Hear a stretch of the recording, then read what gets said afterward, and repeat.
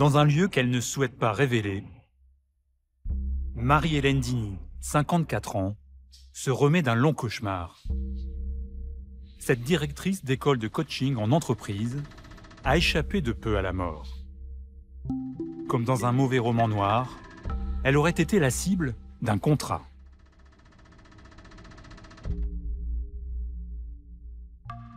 Il fallait que ça ait l'air d'un accident. Ils ont imaginé le laurier rose, je crois, enfin de l'arsenic, je crois. Ils ont imaginé de m'écraser sur la voie publique, de me coincer dans une voiture avec du gaz, je sais pas quoi, d'empoisonner, je fumais à l'époque mes cigarios. Et puis finalement, je sais pas, ça n'avait pas l'air de marcher, donc j'en suis revenue à la bonne vieille méthode.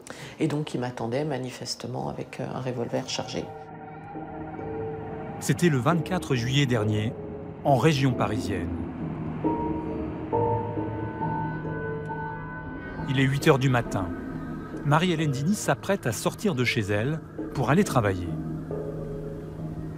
Ce riverain, qui vient de déposer son fils à la crèche, a le regard attiré par deux hommes dans une voiture.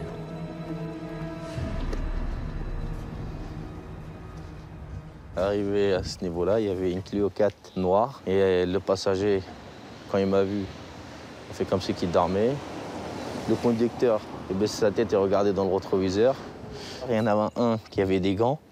Je me suis dit, des gants, au mois de juillet, c'est bizarre. Il fait chaud quand même. Le riverain alerte des policiers qui passent non loin. L'équipage s'approche et remarque la plaque d'immatriculation maladroitement scotchée. La voiture est volée. Les deux hommes sont immédiatement interpellés.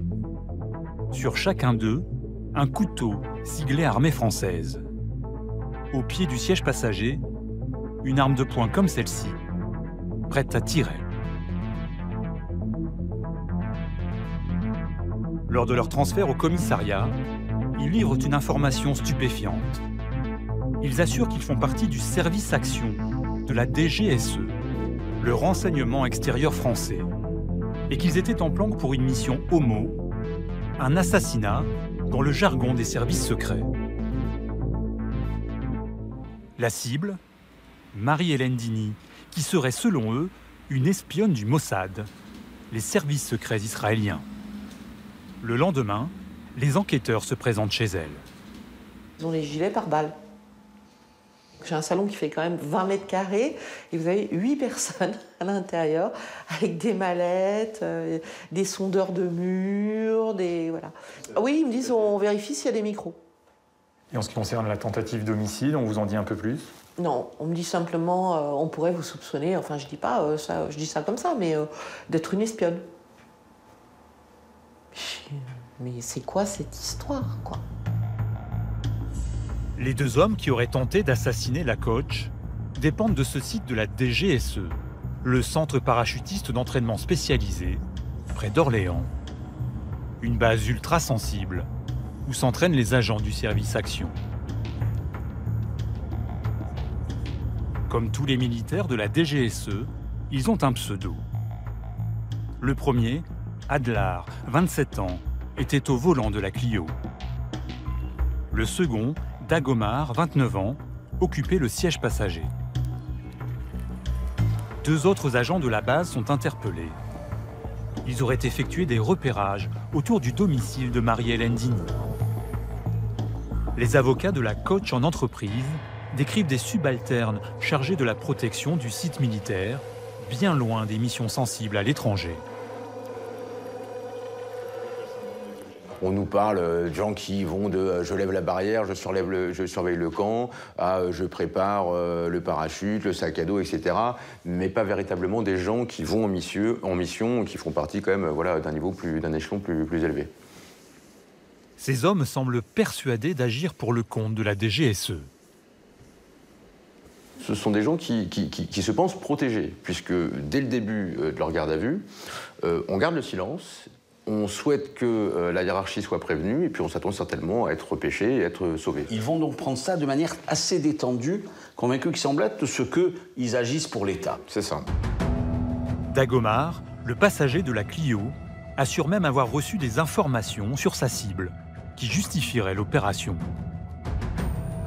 On m'a précisé que la personne concernée par ce dossier faisait de l'ingérence économique et politique depuis au moins 20 ans. Je ne peux pas en dire plus, pour des raisons de sécurité. Dans les jours qui suivent, le ministère des Armées confirme bien l'appartenance des 4 hommes à la DGSE, mais dément tout lien avec le projet d'assassinat. Si ce ne sont pas les services secrets, qui les envoie? Qui les commande? Pourquoi en vouloir à Marie-Hélène Digny? Au fil de son enquête, la brigade criminelle va mettre au jour un réseau inédit en France, mélangeant services secrets, barbouzes et francs-maçons. Une équipe spécialisée dans les intimidations musclées qui serait allée jusqu'au meurtre. Vous aviez déjà vu une affaire de cette nature? Non, personne. En 45 ans, j'en ai vu, hein. Ça, jamais. C'est dans le Loiret, à quelques kilomètres de la base de la DGSE, au bord de cet étang, que le contrat sur Marie-Hélène Digny aurait été conçu. En garde à vue, Dagomar raconte que lors d'une permission, il aurait rencontré ici un homme surnommé La Flèche, 31 ans, agent de protection rapproché, le logisticien de l'opération. Ce dernier aurait fourni la Clio volée, posé une balise sous la voiture de Marie-Hélène Digny, au nom d'un mystérieux donneur d'ordre qu'il appelle le Vieux, et dont il dit ignorer l'identité. Placé en garde à vue, pensant lui aussi travailler pour l'État, La Flèche déclare: Il m'a dit que son job, c'était de renverser des multinationales par n'importe quel moyen. Sans rentrer dans les détails, il m'a dit « On fait tout ce qu'on veut ». J'étais vraiment impressionné. Il m'a dit qu'il cherchait des agents capables de faire de la sécurité, de la filature, du dépoussiérage. Les enquêteurs retrouvent cet homme et l'interpellent. Un ancien policier des renseignements généraux, 67 ans, reconverti dans la sécurité privée. Le Vieux reconnaît avoir organisé l'élimination de Marie-Hélène Digny. Il dit aussi avoir prétexté qu'elle était membre du Mossad pour motiver ses recrues. Les policiers mettent la main sur l'homme qui lui aurait transmis ce contrat. Il s'appelle Frédéric V, il a 49 ans, il est arrêté à son tour. Et là, on a un personnage qui est un ancien journaliste, qui est entré ensuite dans le monde de la sécurité privée, qui se balade de ministère de l'Intérieur en centre de formation des policiers, qui connaît la terre entière manifestement, et qui est pour moi le chef d'orchestre. Celui-là, c'est le chef d'orchestre. Un chef d'orchestre et un chef des opérations. Tous les deux francs-maçons depuis une dizaine d'années. Ils se rencontraient régulièrement ici, dans cette antenne de la Grande Loge de l'Alliance maçonnique française, qui se refuse à tout commentaire sur cette affaire. Des hommes de réseau qui n'en seraient pas à leur coup d'essai.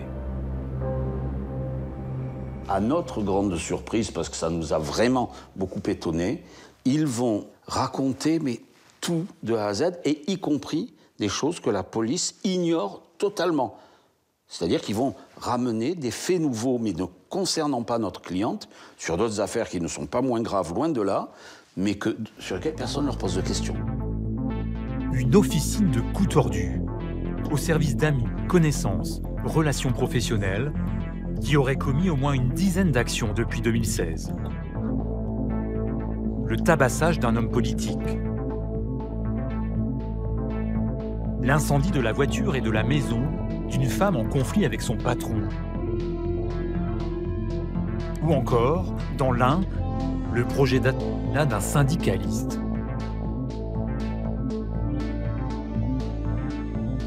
Des barbouzes et un catalogue du crime sur commande où figurerait aussi un cadavre.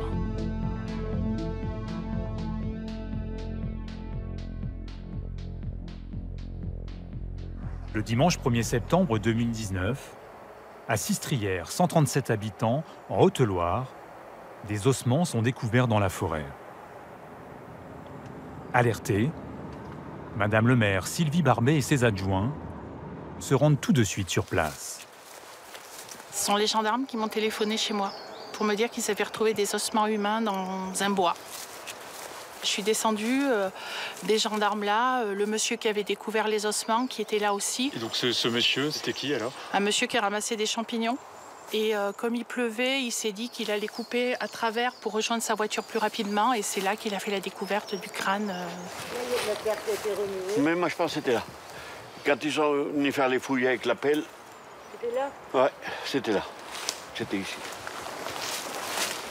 Le corps est à moitié enterré, laissant peu de doute sur l'origine criminelle de la mort.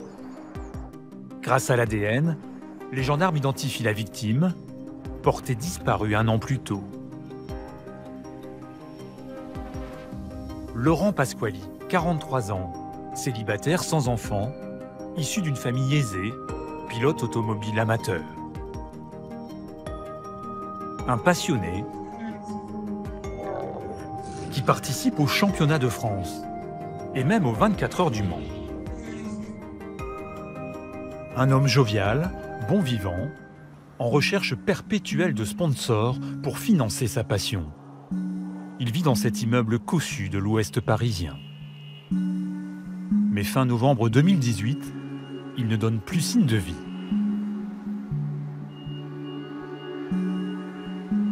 Les proches de Laurent Pasquali préviennent leur avocate, Sandrine Pégan.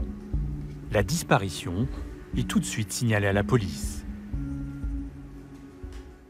Tout majeur a la possibilité de disparaître volontairement, sauf que là, il y avait quand même des éléments précis qui laissaient entendre que ce n'était pas volontaire.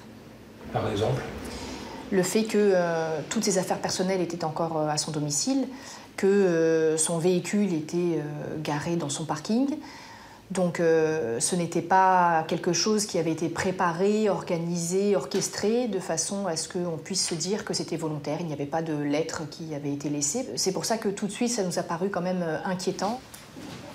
D'autant plus inquiétant que Frédéric, le frère aîné du pilote, qui l'avait vu quelques jours avant sa disparition, l'avait trouvé préoccupé. C'était un déjeuner chez ma mère. Et je me rappelle très bien la joie que j'avais de le retrouver. Je l'ai pris dans mes bras, je lui donnais des coups d'épaule. Il me poussait en disant « mais arrête, t'es lourd ». Mais je voyais bien qu'il était complètement fermé. Ça part pas dans les rires, ça part pas dans les vannes, ça part pas dans notre registre habituel. Ouais, là je sais qu'il y a un problème, ouais. Et il ne vous en parle pas? Jamais. Jamais. Non, Laurent, c'est son mode de fonctionnement. Non.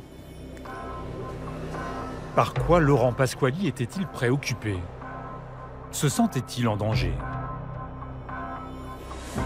La question aurait pu rester sans réponse si en janvier dernier, l'officine de Barbouze n'avait pas craqué. Devant les enquêteurs, Frédéric V, présenté comme le chef d'orchestre du réseau, reconnaît d'abord avoir touché 12 000 € pour une mission concernant Laurent Pasquali. J'ai été saisi par un couple que je fréquentais. Ils m'ont dit que le pilote les avait arnaqués de 200 000 €.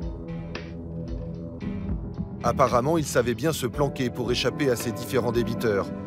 Il s'agissait de recherche d'informations, pas d'autre chose. Le vieux, lui, donne une autre version. Il affirme que la mission consistait à éliminer le pilote. Pour cela, il aurait sollicité la Flèche, le logisticien dans l'affaire de la Coach. Avec un complice, un ami travaillant lui aussi dans la sécurité et incarcéré à son tour il y a 10 jours, ils auraient d'abord surveillé la cible pendant plusieurs mois. Fin novembre 2018, ils auraient finalement surpris le pilote dans son parking. Ils l'auraient abattu avec une arme, munie d'un silencieux. Une balle en plein cœur.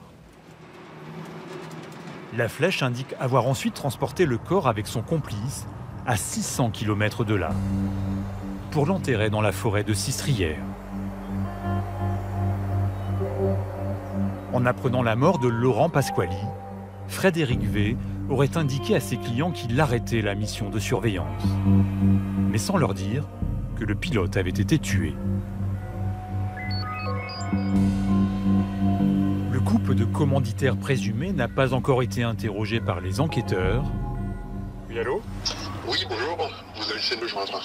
Oui, tout à fait. C'est Christophe Dubois, donc journaliste au magazine 7 à 8 de TF1.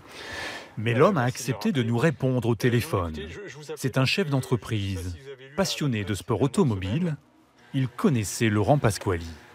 Vous avez été en affaires, entre guillemets, avec lui? Oui, ouais, je lui avais prêté de l'argent pour finir sa saison. Et il ne l'a jamais rendu. C'était un montant conséquent. Ouais, pas au point de faire flinguer. D'accord. Parce que ça m'arrange pas, hein. Ouais. Parce que là, dans le contexte, je suis sûr de ne pas récupérer ce qu'il me doit. Donc le temps qu'il était en vie, j'avais la possibilité de le récupérer.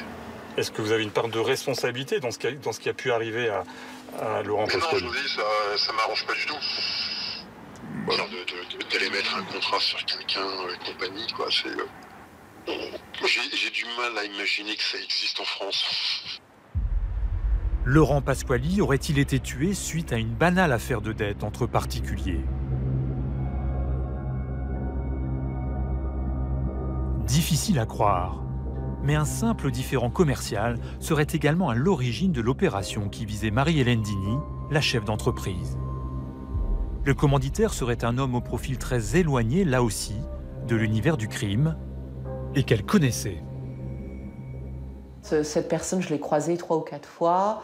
Je dirais pas qu'on avait des rapports cordiaux, mais voilà, c'est un homme avec une forte personnalité. Est-ce que vous avez eu un différend avec lui? Des désaccords sur les niveaux, etc., mais vraiment pas plus. Cet homme s'appelle Jean-Luc B, 64 ans, propriétaire de plusieurs écoles de coaching en entreprise. L'un des leaders du marché.